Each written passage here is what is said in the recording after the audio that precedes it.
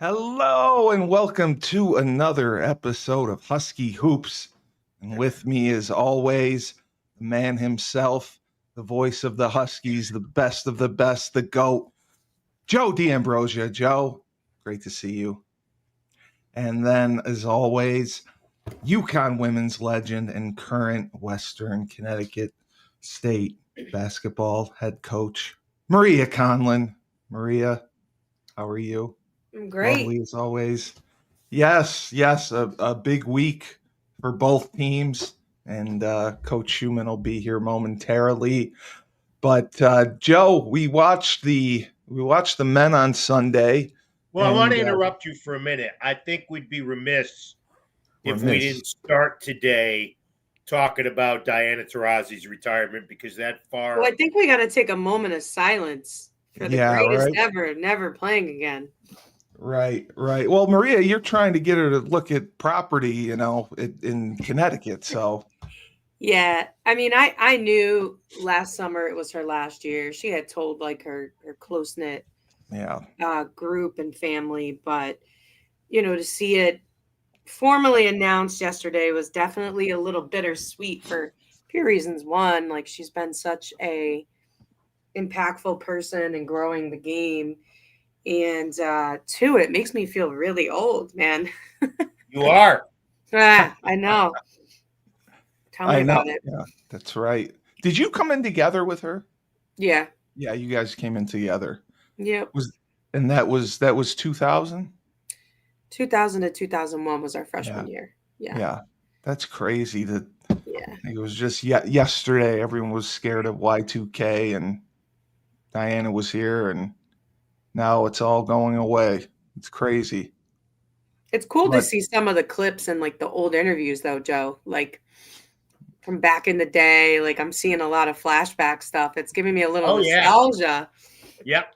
No, that's what happens, and I mean clearly, as impactful a player as UConn has ever had in either men's or women's basketball, a game changer, somebody who could take over a game at a moment's notice. Uh, you look at her numbers and they're kind of pedestrian, but they don't tell anywhere near the story of what she did because the first 2 years she was a star, but she wasn't a superstar because she played with Sue and Swin and Tamika and Asia. But then when they graduated and it was basically Diana and Maria and Jess Moore and the BT Express and all those people, that's when she became, I still think, the greatest player in UConn history. yeah. Yeah, I would agree. I mean, freshman year, not only do we have those four guys, we had Sveti still and Shay, like Shuey. Shuey. We still had KJ at the time. Yep. Like we were stacked, man. I mean, it was nuts. But you know, I as much of a player she was, her personality just made her so much bigger than the game. Who she was as a person, how she was with people. I think doesn't get enough credit. Yeah, I mean, there's no player in history that I would pick on my team if I had the first pick than her. Right. So, Totally agree. And people forget this, Maria, but you don't. Her last 3 years were triggered by a brutal national semifinal game against Notre Dame. yeah, 0 for 14. 1 for 15, 0 for 13, Yeah. 3-point range. Yeah. And that was a team, even though Shea and Sveta had been hurt, that was a team that could have easily won the national championship. You were up 14 in that game, and then things just fell apart. It could have been 5 straight national titles. It's funny. Her first year was either her. No, it wasn't her first year, but it was pretty early on. She was playing in the WNBA championship in her first game in the WNBA series for that year. She went like 0 for 13. And I remember I said, listen, the last time that you went almost an 0 for, You turned around and went 3 for 3 on national championships. So I think that's a pretty good indicator of how the rest of this is going to go. But yeah, I mean, she's the type of kid, like, it doesn't matter. She could go 0 for 30. She's still taking that 31st shot. Well, Like, that's what made her such a great player. She was fearless. yeah. You know, and I don't think, and of all of her great games, Maria and Steve, the one I remember the most was January 4th, 2023 at the XL against Tennessee, an awful snowstorm, yet the building was packed. She hit a half-court shot at halftime. She hit a three-pointer with 7 seconds to go to force overtime, and then she had the game-winning hoops in overtime. You could say the greatest individual performance, definitely in UConn women's history and maybe in all of UConn basketball history. Well, and she just did that constantly, right? Like, you just but never like that. No, but I'm saying, like, in terms of making that big shot, no matter when it was, like, you know, if a player can do that once in their career at that level, that's like a lot. I mean, this kid did it over and over and over again. And by the way, her junior and senior year, a lot of people don't know this. She had like a chip bone in her back. She had a lot of stuff going on. She never missed a practice. She played through it. I mean, just tough as nails. You don't make them any tougher than her. One of a kind. One of a kind. Yep. Yeah. Are you surprised? Yeah. Okay. So it was a big week for both teams, the men and women. The men, the Villanova game was what it was, and then the St. John's game happened. And Joe, you predicted it perfectly. Were you surprised that they struggled with Villanova as much as they did early on?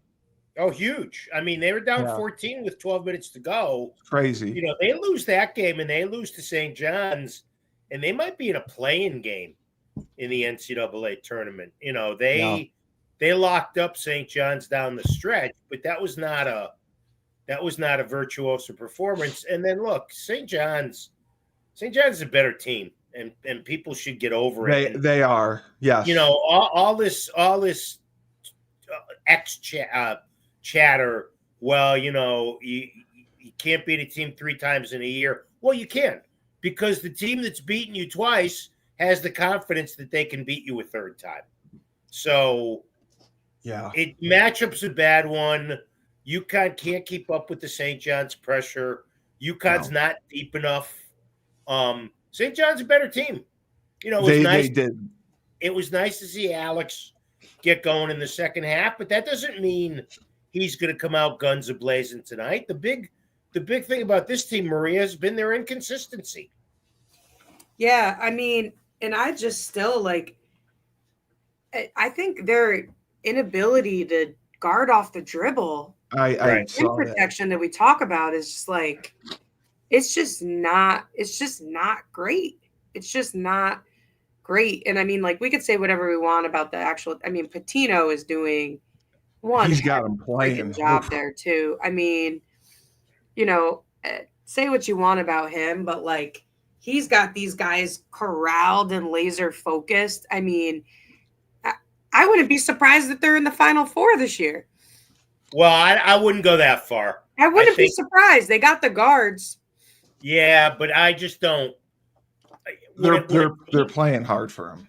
When a team hasn't played at that level for a time, often it's difficult when you get to the Sweet 16 and the Elite 8.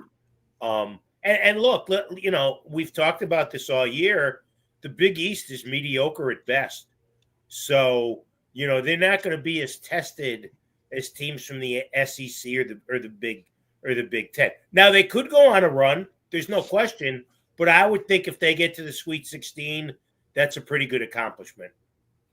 Yeah, I agree. I mean, I just, you know, you watch over and over again. I just think that, like, in boys basketball specifically, if you got some guards that get hot in the tournament, nothing surprises me. It just doesn't. And I think I think they're just so well coached. It was pretty cool. I saw Talik posted a clip of when he went into the locker room and like flipped out on the guys. And like we have to remember, like at least the Talik that I remember he was a leader, but he wasn't like a yeller. Like he was pretty Right. soft spoken. Oh yeah. So Yep. I mean, Patino's it's contagious, and I'm happy for him. I love the success that they're getting. It's good. Listen, at the end of the day, it's good to see St. John's like back there again, like back to like putting them on the map a little bit. I don't know. I don't know about UConn. I'm very torn watching them play because I just feel like even the games, like even tonight, right? Like Georgetown, who the heck knows? Who the heck knows what's going to happen tonight? Well, I would think the fact that Georgetown's best player is out, leans the game heavily in UConn's favor. But again, game to game, you don't know what you get from this team. I mean, Ball has gone into a slump. McNeely, actually looked like a freshman for the first time. He looked a little rattled on Sunday. Again, I understand Diarra's out there playing hurt, but he's better coming off the bench. And, other than Reed and Johnson flipping minutes in the middle, the bench is a mess. Stewart, to me, I was on Stewart's bandwagon. He's been horribly inconsistent.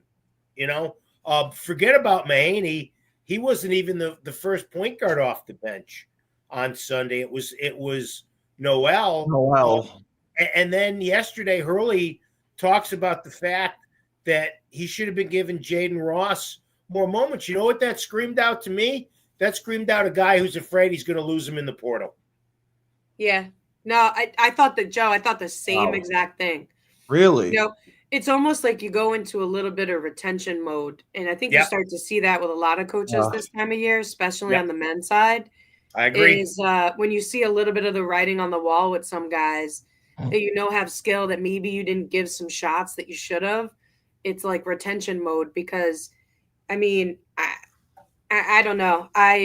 I totally agree with the inconsistency, and I think this is just not the time of year that you need to see that. This should be the time of year where you're getting more consistency towards the end of the season, and the bigs are still a big problem. I mean, we saw it again. I've been saying it all year. Like the leaving of the feet around the rim is just it's wild to me how they haven't kind of tied that up. But right, you never know. I mean, listen, anybody can string it along for 6 games. We've seen that. So. No, I saw exactly what you were talking about, the leaving of the feet. And Reed looks like he's more comfortable in there than Johnson for sure. Well, depending on which game you're watching, or even at times which half you're watching. Right. Right. I mean, even they've been, inconsistent. I mean, Reed started the second half. I don't remember that happening at all this year. When they've both been healthy. We'll see what happens tonight against Georgetown. Maybe Reed gets the start. Maybe Sampson feels more comfortable coming off the bench. I mean, he was pretty good in that role last year, as he was the backup to Donovan Clingan. But it's just, I'm going to go back to this. I think the whole three-peat thing, too high expectations on a group that had 3 guys back from a year ago, all in different roles.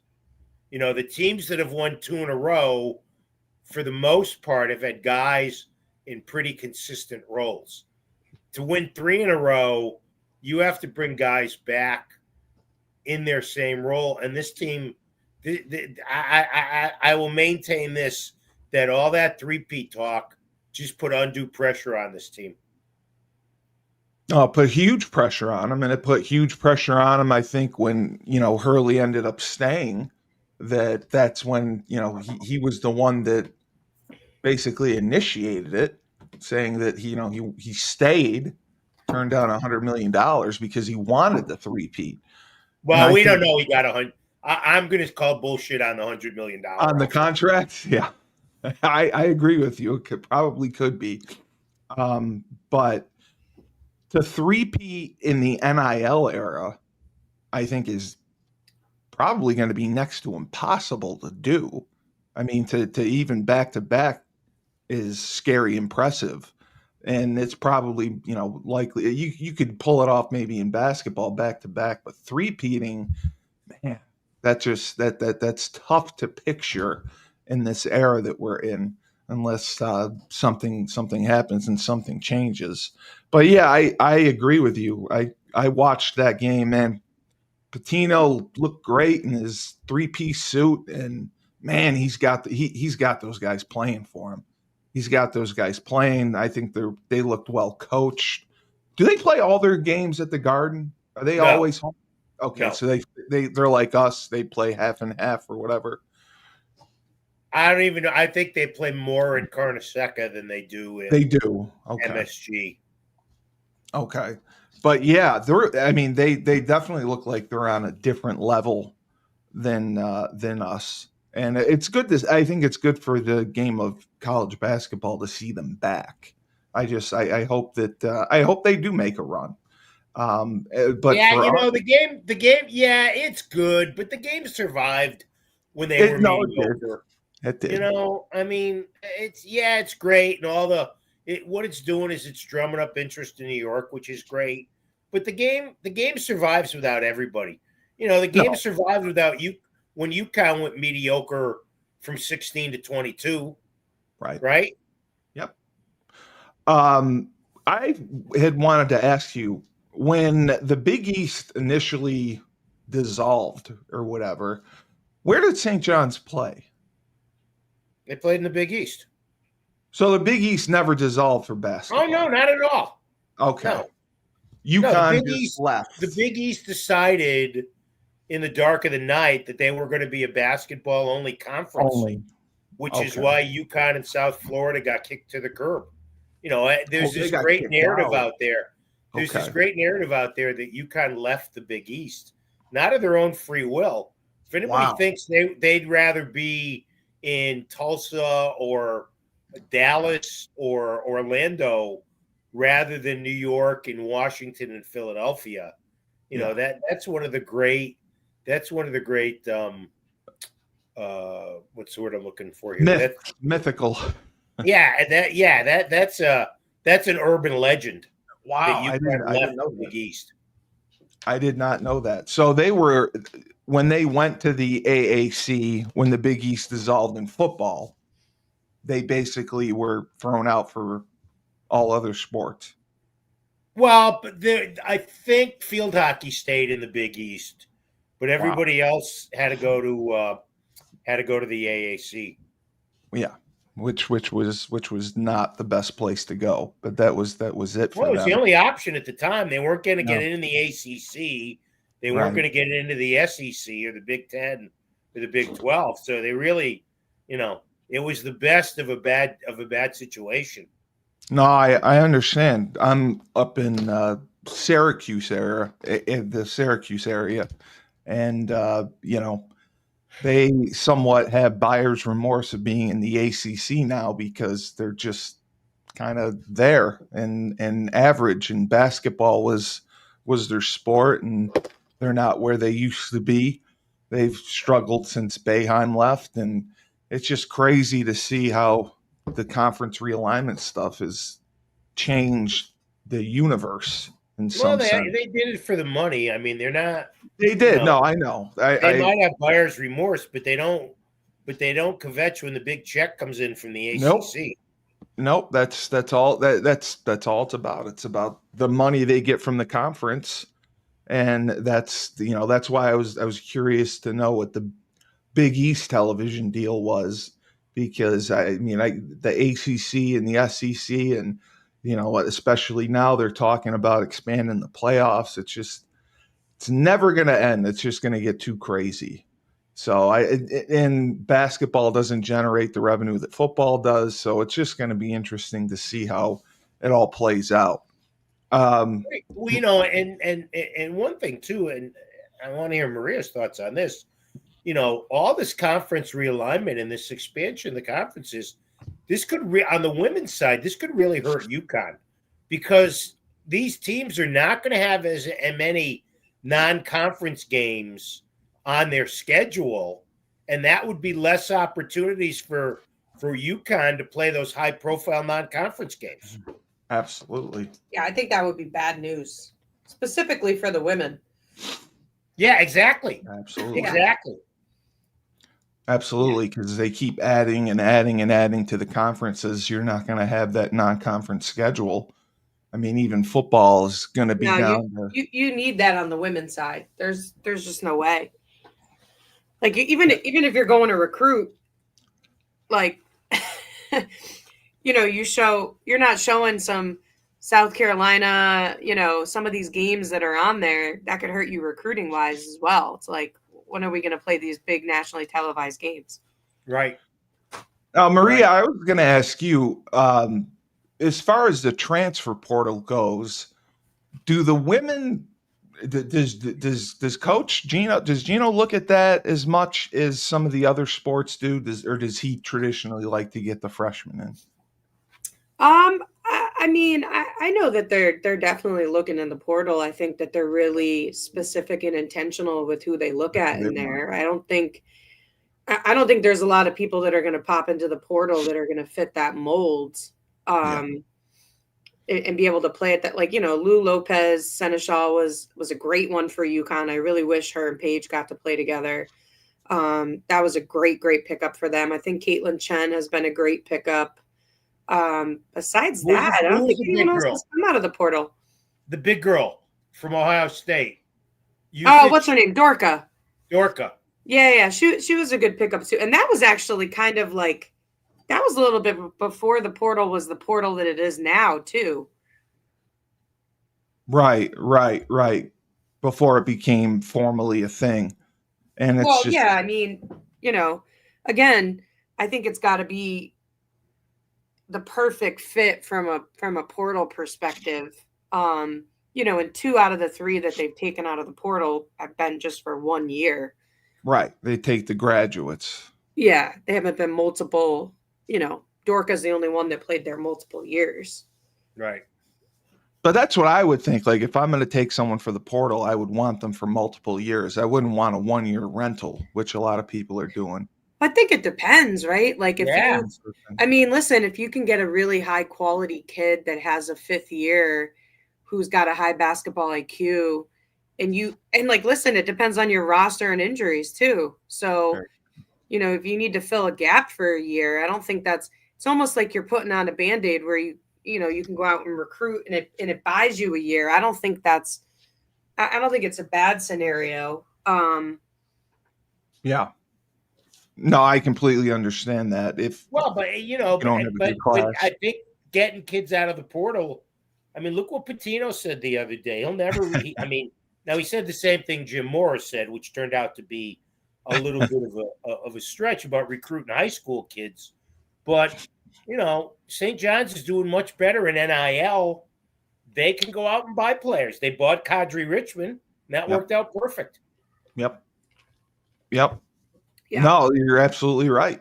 With some kids are going to go to the highest bidder. Almost all kids are going to go to the highest bidder. Well, and by the way, some kids peak a little bit later, right? So a kid who is maybe not a complete stud as a junior, senior in high school, but grows a little bit more, develops into their body, goes somewhere else. It's almost like you're being trained to be a college athlete for a year or 2 before you get picked up by a bigger program. It's not a bad scenario to be in, because, we know that for the most of the time, right, a freshman comes in and hopefully they can give you some impactful minutes, but typically it takes a year or 2 for them to get their feet under them, adjust to the physicality and the speed before they you got your Cooper Flaggs and your Liam McNeelys, but those are, that's not the norm. That's like, those are outliers. Most of the kids that are contributing for you are, juniors and seniors every year. Well, and it's not just adjusting to on the court. It's as big to adjust to off the court. It's probably bigger, Joe, especially on the men's side with academics, right? Like, I think the women adjust a little bit more to college. Well, I shouldn't say more. I would say faster, right? Faster. Yeah. And sometimes it takes guys just a little bit longer. And two, like it's like I said, like some of these guys, they have growth spurts like their freshman year in college. That makes you a totally different player than maybe you were viewed as a senior in high school. You hit the weight room a little bit, you Yeah. gain some muscle, you're a different player now. No, they do for sure. They do for sure. Do you think Maria, it'll go to the point where schools are taking such less freshmen that you're going to see more freshmen not even at the Division 1 level that may go Division 2 or Division 3 and then transfer up to I get don't a I don't spot? think you'll see a lot of transferring up because I think if you're a D2 kid talent wise, and like listen, the major difference, a lot of times you could have a really, really talented kid, but maybe he's 5'10". He may Yeah, never you he can't may teach never be that. able to deal with the level of play that he has to deal with at the D1 level. What I Right. do see is that I've been saying this for like the last 2 years. I think that college basketball in general is backlogged right now. So like let's look at the women's side for a second. And the reason why I say that is you have so many more kids playing basketball now than ever have before.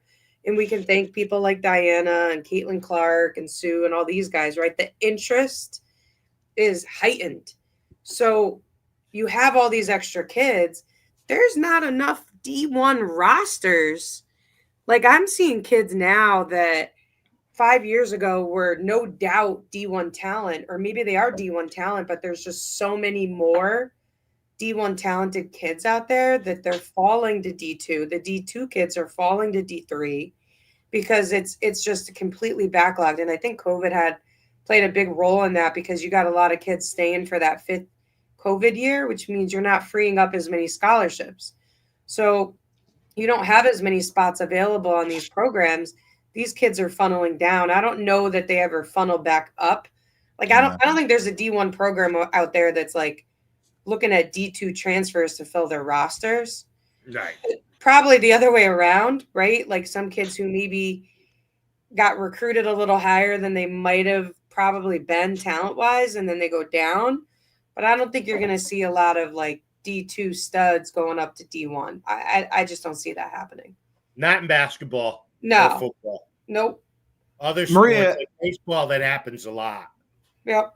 Jimmy Penders is and he's done it again this year. A lot of kids who have been great in D3 can play in D1.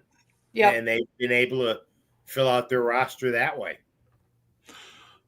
Maria, I always wondered this because it's more prevalent for football. I didn't know if it was for basketball, where kids will do, if they don't get recruited out of high school, they'll do a post-grad year in prep school.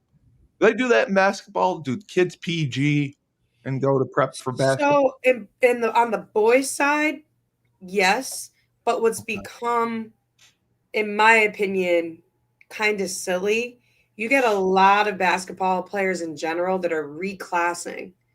So it's not like they're going to a prep year, but they're repeating their sophomore year, their junior year, their senior year, sometimes their freshman year. Oh, wow. Like I always say, like, I don't know who in their right mind will want to be in high school for 5 years. Like that's it's mind-boggling to me. That is. But yeah.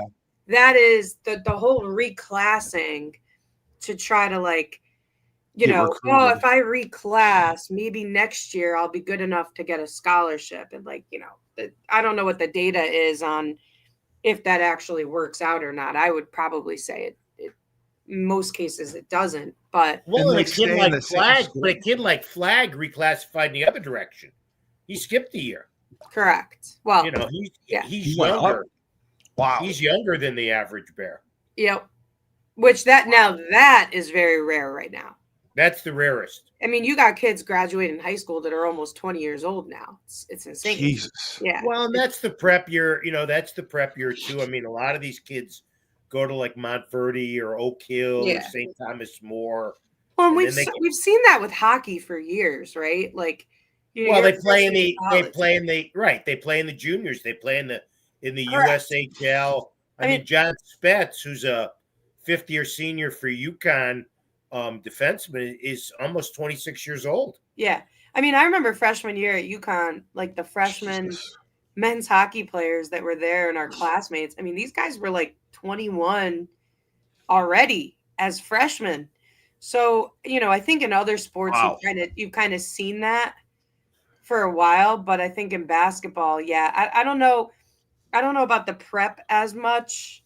I think if you're going to somewhere like Joe said, like a Montverde or something, or an IMG Academy down in Florida, like you'll see some of that. But I think it's a lot of reclassing kids that just Well, they'll repeat a repeat year. a year. Yeah, because you get, you And get I graduates agree from high with you. school. That would be insane. I couldn't imagine doing that. No. Going back and repeating my junior year. That's just crazy. Joe, what are juniors for hockey? Do they play right out of high school for a couple Oh years yeah, and then they'll go to yeah, college? yeah. They go to Okay. the USHL or the BCHL, and they play 60 games a year, and they live with a family. That takes Some them stay in. a couple of years, and then they come to college hockey. Is it a choice where they can either go to college or go pro, or do they almost always go to college? Well, I mean, it's not. You can go from. There's nobody who goes from high school To to pro. pros. Right. They might go from junior to pros. And there used to be that these leagues. There was the Canadian junior hockey, there was Quebec, and there was out west, and you'd go play junior hockey there, and then go to the NHL. But now these, the USHL has really become kind of like a feeder system for the colleges. Oh, okay. I got you. That makes more sense. But it's just interesting, the dynamic and how much the game's changing, and even with football, they want to expand the playoffs and give more spots to the SEC and the Big Ten, and it's just going to be fascinating within the next 5 to 10 years that everything could change. Joe, I mean, everyone thinks that at some point the Big Ten or the SEC together will branch off and kind of do their own thing and govern themselves. If that were to happen, would that change college basketball? Would that pull them out of college basketball with the rest of the NCAA and they would do their own thing for that as well, you think? It's a realistic possibility Wow. that the 4 power leagues would have their own postseason tournament and leave the A10 and the Big East and all these Mountain West and all these other leagues. And you get to that, and then the problem is people will watch it, but it won't have the same effect as when you have one edition of March Madness. No. There's nothing like March Madness before or after. So, well, and it would even be a bigger deal, I think, Maria, on the women's side.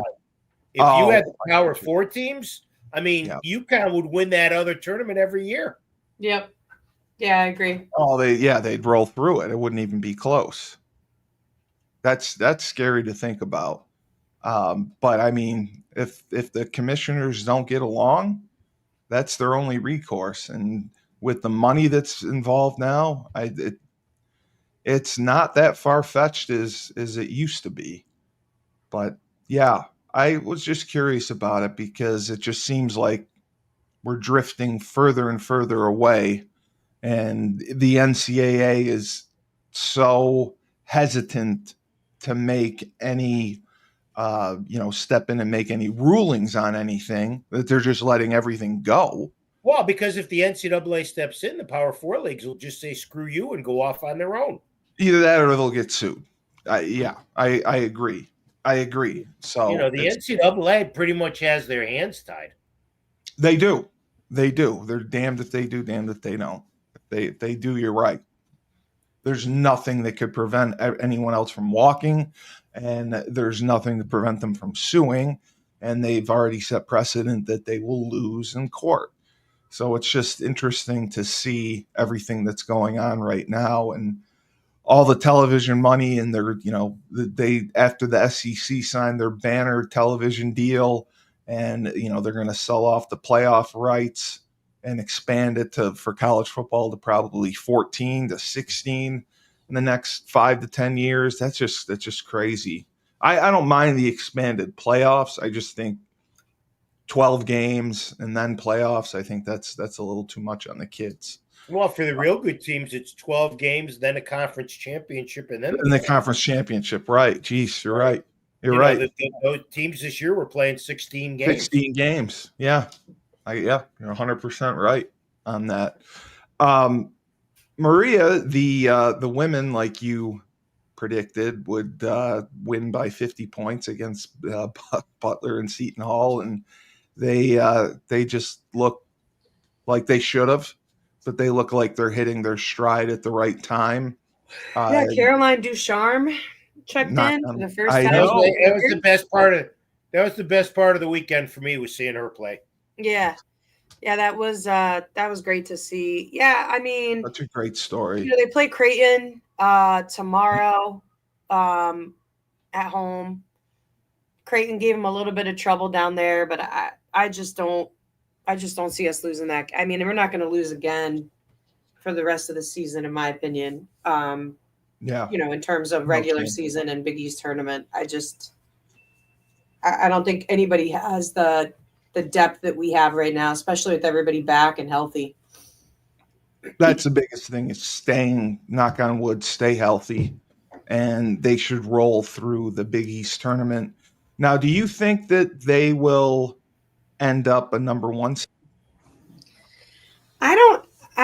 I really don't. I think they're going to be a 2 seed. I'd be shocked if they got the 1. Really? There's been a couple of, what's hard is that the people that are losing above them are losing to each other. So unless there's some big shakeups in conference tournament play, I just don't think so, which there could be. I think USC plays UCLA this week. I forget what day it is, right? But again, you're talking about the people that are within the top 6 anyways. So and their schedule in terms of RPI and all of that is much greater than ours. So I don't know that we get awarded. I don't think we're going to get rewarded for winning the Big East tournament. Let's put it that way. Yeah, not at all. I think if we get a 1 seed, it's because somebody else didn't take care of their business. That's all. But I don't think it matters. I really don't. You're 1 or you're 2. You're gonna have to go through 1 or 2 to make the Final Four. So it's the only way it's gonna really make a difference is if they fall to a lower 2 seed when they're having to play one of the top number 1 seeds. But as of right now, I don't see why we wouldn't get the number 1, 2 seed if we fell there. Hi, Dave. Hello. You guys having a good day? Good to see you. I hope you guys are having a good day. I love Joe's background. Still my favorite background of all, the brick wall. He looks like he's in the penitentiary. Be careful. Throw you right into that brick wall. You better be careful. Exactly. He looks like he's in the penitentiary with that. I love it. Joe, I'll break you out, Joe. I'll break you out. Thanks, Shu. I appreciate it. And then we'll go have a slice of pizza over at Maria's place. I like it. That sounds good to me. Oh, man. No, I was just we were talking about the St. John's game, and I know you watched that as well. They just looked great. They're just better. Right. They look just better coached, better talent, and they just believe. Yeah, they're just better. I mean, coaching. Look, Pitino's a great coach, obviously, but and it's cool. I like. I've enjoyed watching a lot. I don't know if it's like a documentary they're doing on St. John's football. I don't know how these clips keep coming into my feed on it, and I've enjoyed it actually because it's interesting because a lot of Hurley's clips, obviously, because we do so much stuff, comes into my feed too. But it's interesting Pitino's approach to the team and how in an era where you would think that approach may not have success, it is having tremendous success, and now, obviously anytime the camera's on, you never know how much these guys already, is there a fact that they know that the camera's on them? I don't know. Joe would know more than I would about that kind of stuff. 1,000%. Yeah. So I think that there is something to that. There's no doubt about it. It's called performance art. Yes. You think they're all performers, especially when they're on these documentaries. I think 99% of them are. I think Dan is. I don't think there's any question. Yeah. You think he's that good to be a performer? Well, I think he's passionate, and I think he they know when the mic and the camera are in the huddle. But it's fine. It's all entertainment. At the end of the day, we forget all this is entertainment. It's no different than going to the movies or going to an opera or going to a play or turning on the TV. It's entertainment at the end of the day. And if guys are good at that, then good. I don't have a problem with it. It's the greatest form of live entertainment you can get now, because there isn't. It's the new reality show. I mean, that's why. Yeah, that's why people the pay game so much. itself was always a reality show long before the focus on the coaches and the players outside of what they're doing in the games. But now I think TV networks more than ever realized the only thing bringing people back to the TV is sports. Right. And so the more they make the other part of the game, not what's going on between the lines, but the stuff that's going on. Although, I guess the gamblers would say there's stuff going on between the lines, but outside of that, the more they bring the other part into it, the more it is really truly a show like you would watch, before when they used to have scripted television shows that, I watched as a kid. Those are replaced, a lot of it, by sports and the entertainment around the actual game. Like it's as much as you watch clips, you're watching Hurley clips. Or you watch, like, I enjoy Gino now is on. I'm sure Maria sees Gino's on. Like, there's this sports psychologist guy that I guess he must have either Gino as a client or he's paying Gino. I don't know, but Gino speaks at a lot of things and they come into my feed. I mean, it's very interesting to hear their philosophies on things. And like, that was not like 30 years. I mean, try to think about it. Bear Bryant. Yeah, no, he wasn't. I mean, how many conversations? My favorite videos. There's an old video on YouTube, Bear Bryant going through how he, does his plays and stuff, and his little philosophy. When I tell you, it's like his philosophy thing is like a minute and a half to 2 minutes. That's it. It's not a diatribe of 30 minutes speech, like it is now. So, well, of course, Bear Bryant would probably be in jail if he coached today too. You have to remember that. Well, definitely. He'd be locked up somewhere at a penitentiary. Great, that's a great movie, by the way. The Junction Boys. That's not a great movie. Yeah, great movie. Are you kidding me? You like the Junction Boys? Oh, it's a great movie. Yeah. That's 2 hours of torture. Why? It made me not want to play football after watching that. Well, it tells you what it was like. That's the thing that I think is. And I don't listen when I come away from. They stunk too. You want to know what I took away from it, and then you can tell me what you took away from it. Here's what I took away from Junction Boys. Okay, I took away from Junction Boys that he knew he tortured those guys. He was young. He didn't really know, outside of him being a great player and maybe had a couple great mentors, he didn't know how to be a head coach, and he tortured them. And he wore the only ring he ever wore was the one of that team, because that team, he had respect for them. And yes, you could argue that those guys pass it out. That was probably not a good thing, but it was a different, like, part of it was at a different time. And there's like, it's from an era where there was a respect for the coaches that were coaching you. And listen, you could argue that it was to a fault back then and all those kind of things. I get it. And you could argue, obviously it was before, that was what, Texas A&M. I mean, it was before blacks were allowed to play in the South and all that stuff. And, and Bear Bryant had to change the time. But there was it's very interesting to see the thought process to me of how coaches were. Listen, I was just on a podcast and I was talking with a guy who played at Cincinnati and he coached at St. Joe's Regional, which is a powerhouse program in New Jersey. Yeah. We were talking about, my safeties coach in high school. He used to smoke cigarettes on the field, like, Oh, yeah, nothing wrong with literally. that. Yeah. Now those things are not allowed now, No. But I could tell you this: he was a fantastic safeties coach. He was also my athletic director. They don't let athletic directors coach anymore, like when Nope. you're in a position. But he was my athletic director, and he was the assistant. He wasn't a coordinator or anything anymore. He was older. He was the athletic director. And he was the safeties coach. There's obviously you always have to continue to evolve and things change, but there were some cool things about the fact that there was a level of like, you know what, like my coach said something, I went and did it, and I did it to the best of my ability. You have to adapt to the times. You got to be able to be more relatable.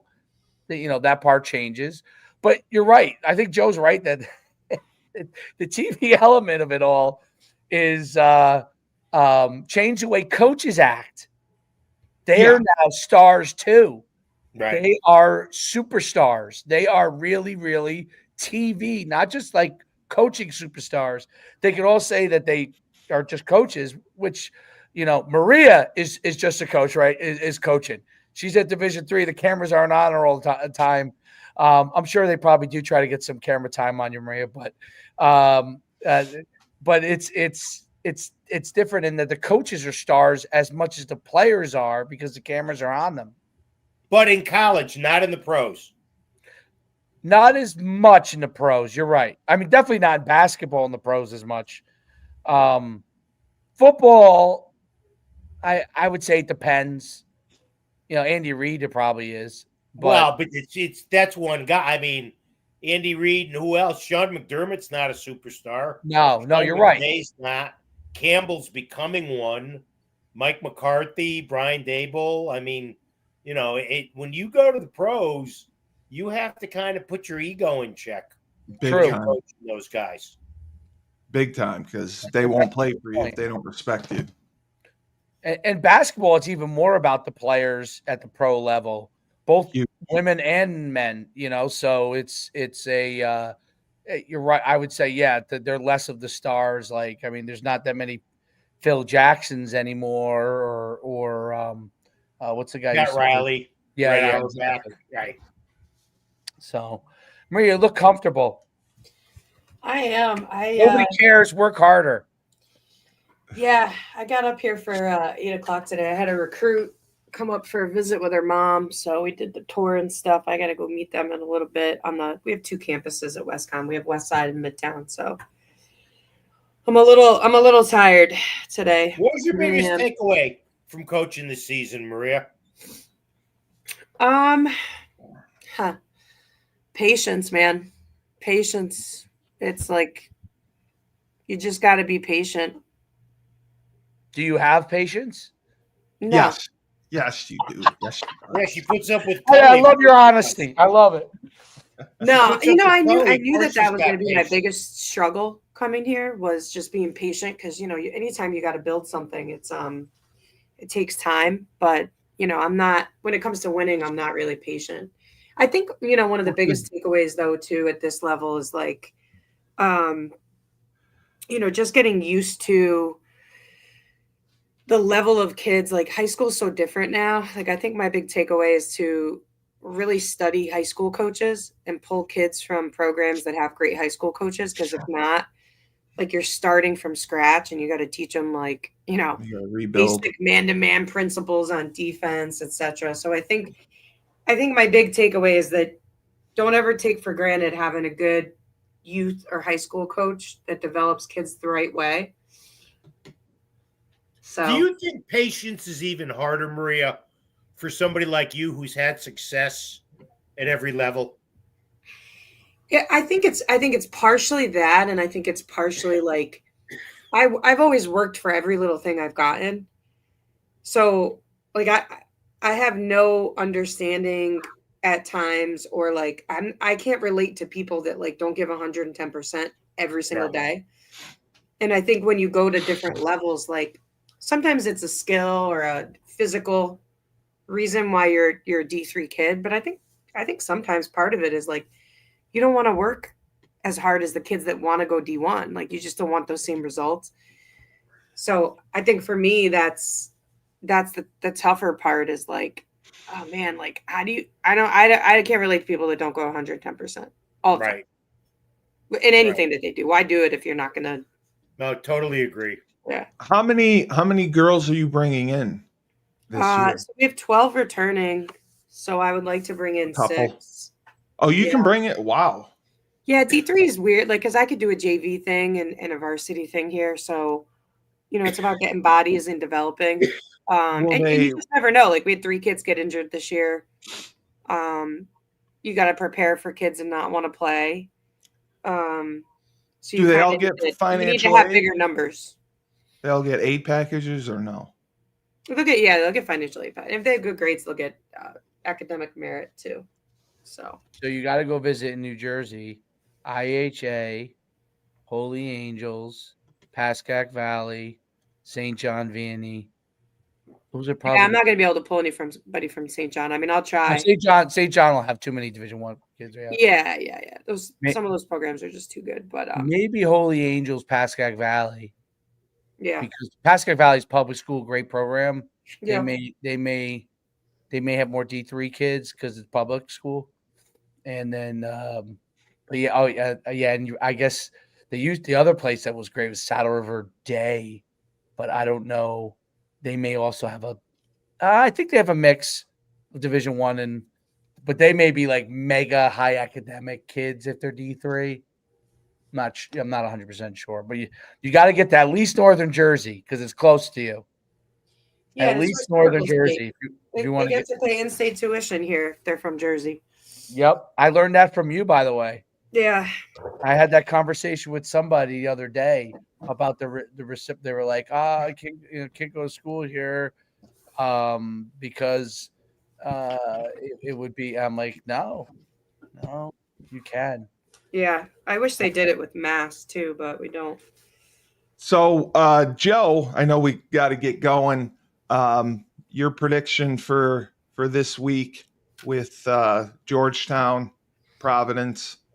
Who do you like in both games? Do you think we cruise in both games? No. No, you think we're going to struggle with Georgetown? I think tonight could be a cruise. I think Saturday will be a rock fight. It always is at Providence. Even though they're not as skilled as UConn, they'll be pumped up because that crowd will be all over UConn, all over Hurley. I think they play hard for that guy too. They play hard for him. I like him. They don't get much of a break from the officials. Mm-hmm. They tend to get hosed an awful lot. Yeah. Because of him, because he's only in his second year, but he's a really good coach. So I would think 1-1's are just. I don't think 0-2 can happen. I don't think I don't think 0-2 can happen. 2-0 could happen, but I think 1-1 is more likely. Realistic. Wow. Okay. Did we beat Providence the first time around? Yeah. Okay. But they had to come from behind in that game. Yeah. Right. I remember that. Yeah. Right. Maria, what do you think? Yeah, I agree. I mean, I said it earlier. Nothing surprises me with this men's team now. I could see us going 2-0. I could see us. I don't think we'll go 0-2. I don't think Georgetown beats us tonight. Right. I just don't think that's going to happen. But I could see us losing at Providence. And then the women with their final 2 games and senior night. How do you see that playing out? I don't think they're going to lose either game. Right. Yeah. Right. No, I agree. I think Craven will hang in there a little bit tomorrow, but unless they shoot like the complete lights out of the gym, I still think we win by 20 or 30. Yeah. Joe?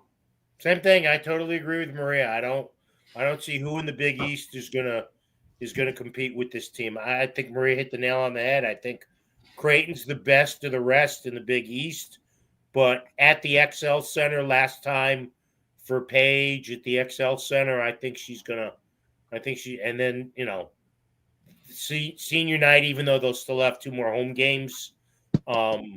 Yeah, I don't see how this team loses before the at the earliest at the Sweet 16. Yeah. Dave, what do you think? I think this is probably a pretty easy one to be in complete agreement on. So yeah, there's no. I mean, I haven't seen a game in the Big East where it felt like they were really even in a situation where they were going to have a problem, even if they struggled in a few minutes here or there. They're at a different level. They're just at a different level, and there's a select group of like 12 teams that are kind of around that level. And then there's a drop. I mean, Creighton, I think, is 22 maybe or something. Yeah, they're 22nd. Yeah, they're the only other Big East team ranked, and there's such a drop off to that level. So, and the men, they should go 2-0, but they're so spotty. It's yeah. Who knows? All right. Well, Joe, thank you. Thank you. The best of the best, the voice of the Huskies, the GOAT, the man himself, Joe D'Ambrosia, and Maria Conlin, UConn women's legend, Western Connecticut State women's basketball coach. Thank you both. And Dave, remember, when life gives you lemons, don't make lemonade. Take 2 oranges, throw them back at life.